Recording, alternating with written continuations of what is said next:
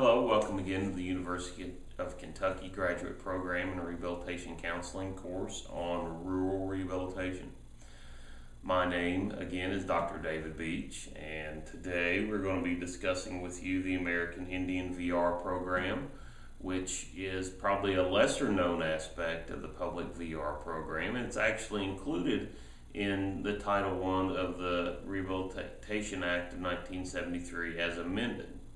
We'll talk a little bit of the history of that, but first I want to talk a little bit about why this program is included in this course, and that's because just about probably I would consider 95% or higher of the American Indian VR programs are included in rural areas, and they're an important aspect in many states of rural services where they have large tribal populations, large tribal lands. The American Indian VR program is in place to provide services to American Indians with disabilities that greatly need them, and there's a lot of interaction between states that have these programs and states and the tribal VR agencies. Now, this may be old hat to many of you if you work in a VR in a state where there is American Indian VR and they partner with the states. But in a state like Kentucky, and there are probably several others, we have no tribal lands, we have no tribal VR program, and then many of our professionals aren't even aware that there is an American Indian VR program. So we're going to talk a little bit about this program, sort of how it's defined, how it's different, and sort of the future directions of this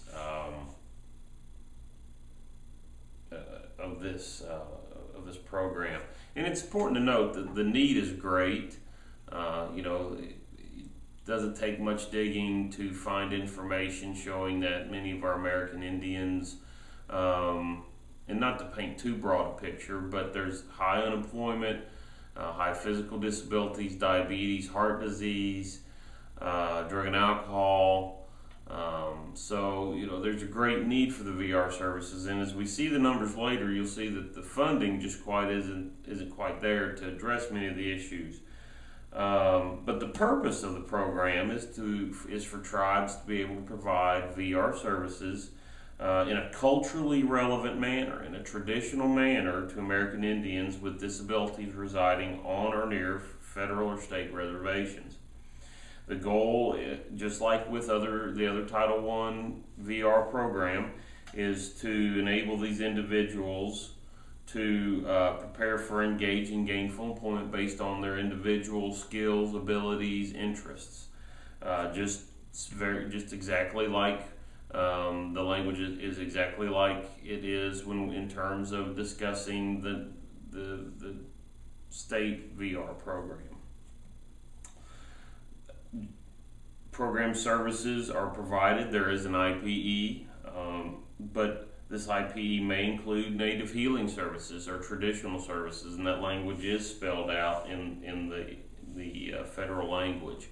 So that, and that's part of the reason that it is unique and it is separate, so that the services are respectful and include native healing, which may be sort of counter to a lot of the techniques that traditional medicine, in terms of non-Indian, our mainstream medicine, I guess, or treatment, it may vary greatly. Faith healing, various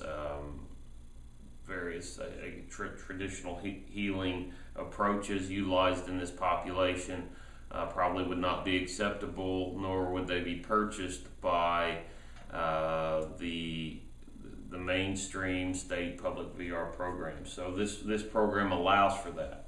It is, as I said earlier, actually authorized by the Rehabilitation Act under Title I, Part B.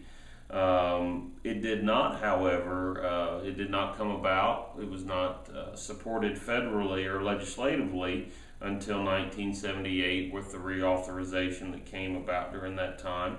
They started with one grantee in 1981 and moved up to 70 grantees in 2004, and in 2009 I believe they had 78.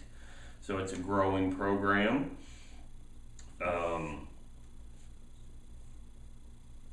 It's the services are to be provided directly to Indian tribes on federal and state reservations. It's supposed to be a supplement and to be equal to the state VR program. It's supposed to be culturally sensitive, as I said earlier, aligned with the traditional treatment modalities utilized by each tribe. One of the issues that the federal regulations, as noted on slide 4, never followed up is right now services are comparable to, and that's a stretch.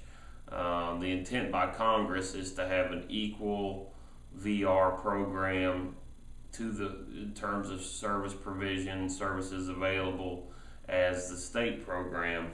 However, the funding has just not come about to allow that. It's 90-10 as we're on slide 5 here. It's 90-10 federal to tribe funding, meaning for every $10 that the tribe will put up or will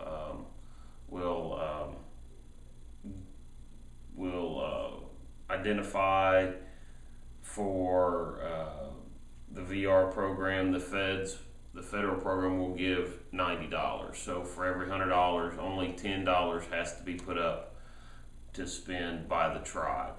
And that can come from whatever source their tribe supports themselves. If it's by tax or income due to things like casinos, or so a lot of tribes have oil deposits that they receive money for. Many of those, that's what provides that matching funding. Now, one thing that's unique and I think interesting to me about the VR program, the American Indian VR program, is there are 2 eligibility aspects to this program. The first, which is similar to or exactly the same as other Title I state VR program, which is that you have to have a disability that requires services that limits one or more areas of functioning and substantial impediment to employment, etc. They have that aspect, and that's determined by the counselor and defined in the law.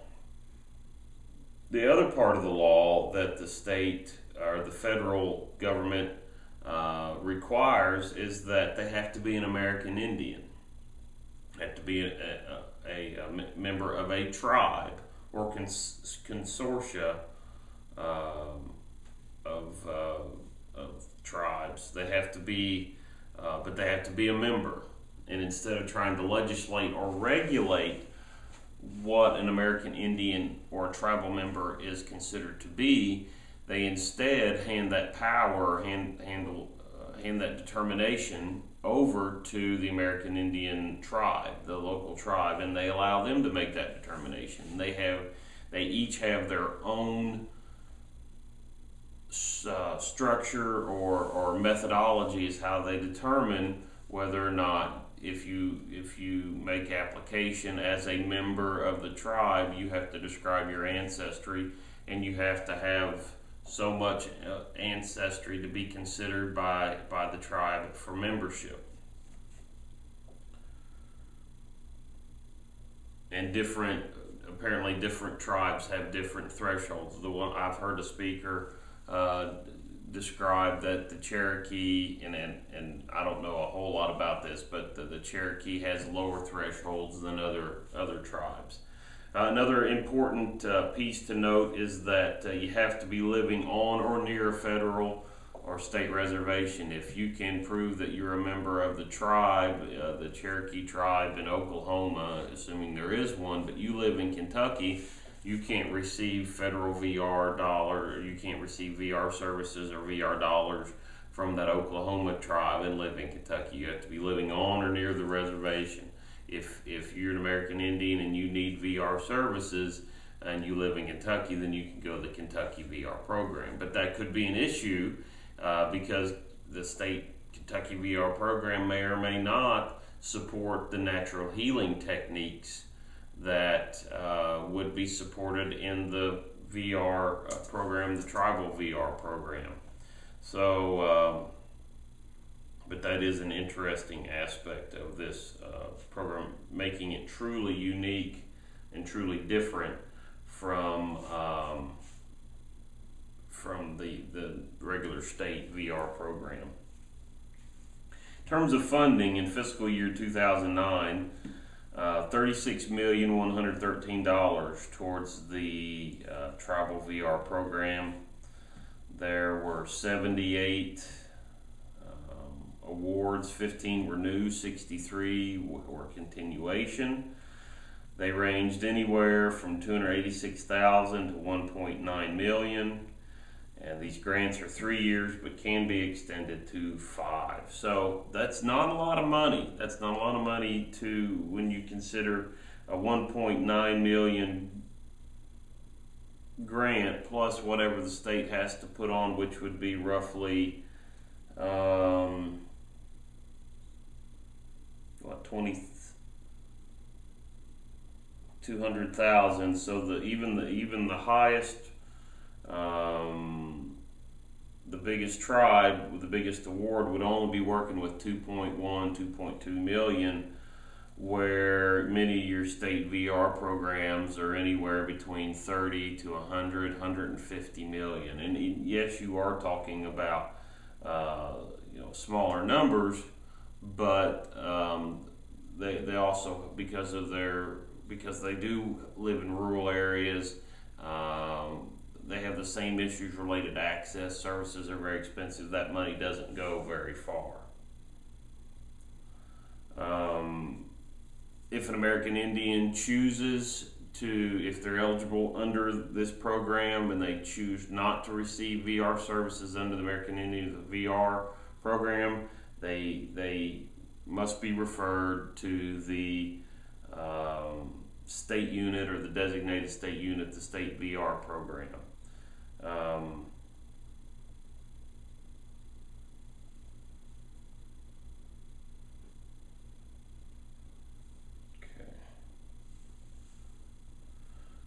In terms of practice, research is bearing out that in terms of employing or providing services to American Indians, that the American Indians VR program is doing much better, much more successful than state VR agencies in terms of an evidence-based practice. And part of the reason that they feel that this occurs because staff there have a continuous presence, and I think the slide before sort of there's an emphasis on hiring tribal members, American Indians,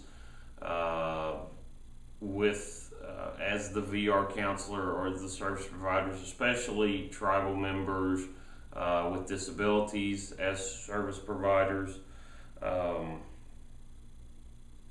So then there's some cultural familiarity. They observe the tribal customs. They use that native language, and then also understand, that employment maybe look a little different for those persons that they serve. So this being culturally sensitive to a population that is, much more different in many cases than those present in the state VR program.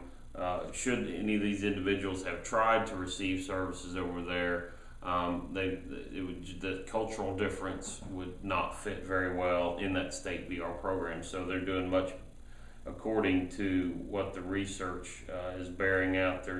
These folks are doing much better in the American Indian VR program. terms of changes,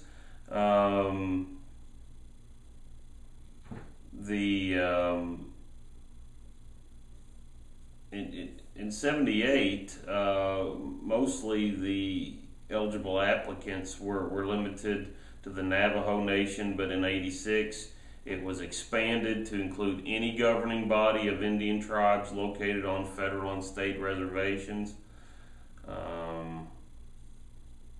And then in 1998 they changed grant times from 3 to 5 years, and also expanded the participation of American Indians in many programs and activities. So they had a greater role in many of the activities that are funded under the Rehabilitation Act. Slide 10 there shows some of the outcomes in terms of grantees.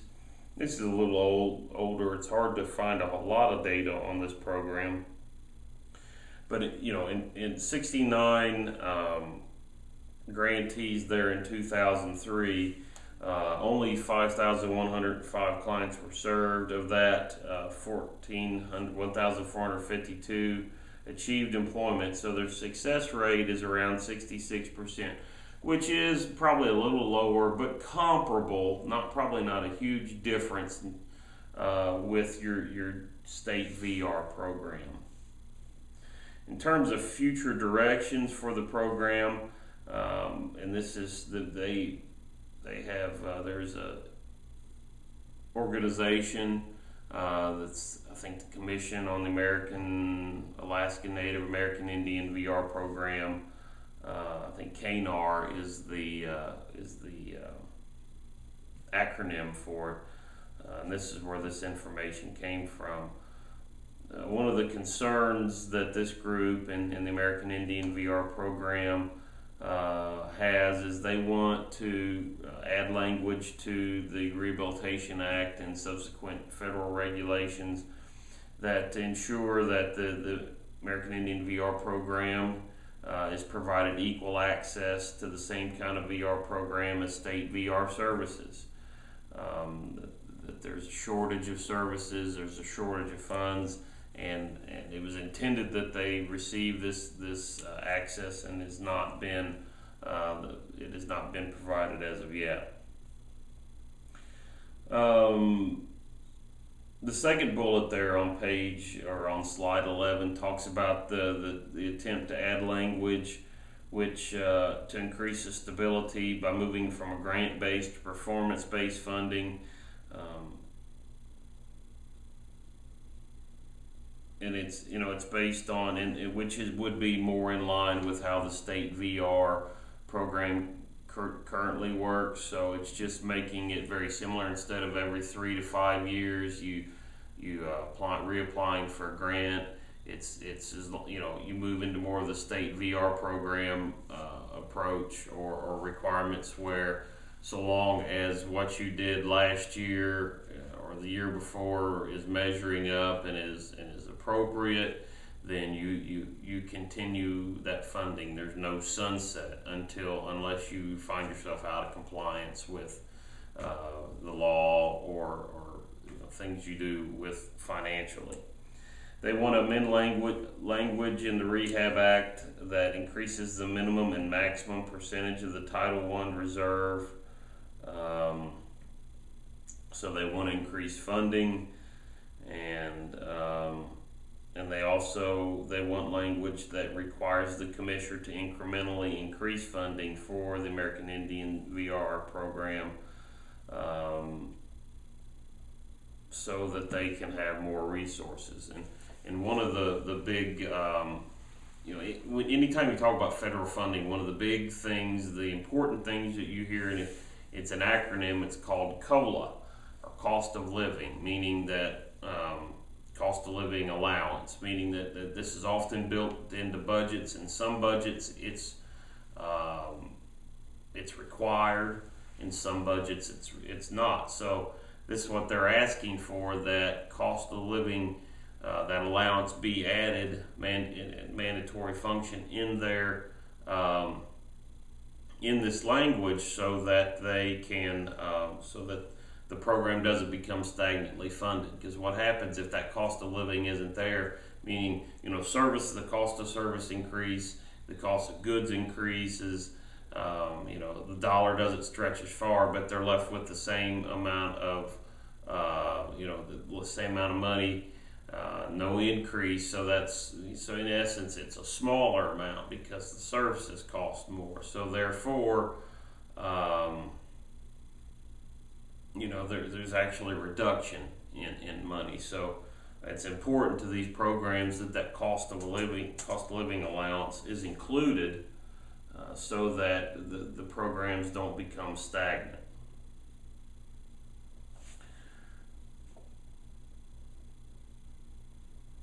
Other future directions there on that last slide, they want to develop the concept of a designated tribal unit, which would give more power and more oversight instead of just a small body, that there would actually be with limited organizational and administrative authorities. Then they want to expand that to something more similar as the state program.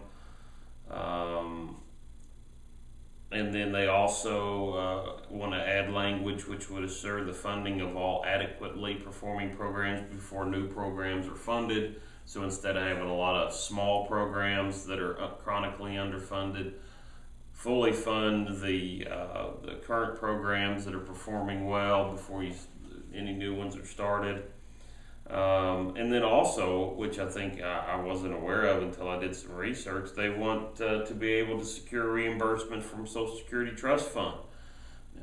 Currently, if a state VR program expends money and successfully employs an individual with a disability that was receiving Social Security, they were reimbursed for any dollars that they spent. And apparently this is not allowed under the American Indians VR program, which that's a key issue. So somebody could be served in the American Indian VR program, and if they were closed under there, if they received Social Security, that the tribe would not get that reimbursement. That money would have to come out of their budget. However, if they went to the local office of the state VR program and got the same job, assuming it was allowable, then the state would recover that money, would be reimbursed for any money that they had put out. So that's a huge issue. And with that, we'll close this discussion of the American Indian VR program. I hope it's been informational, and I encourage you to get on the website of KNR and to continue to study a little bit about the American Indian VR program. And it's there's a fascinating history, and it's a fascinating aspect of the rural rehabilitation program. Thank you.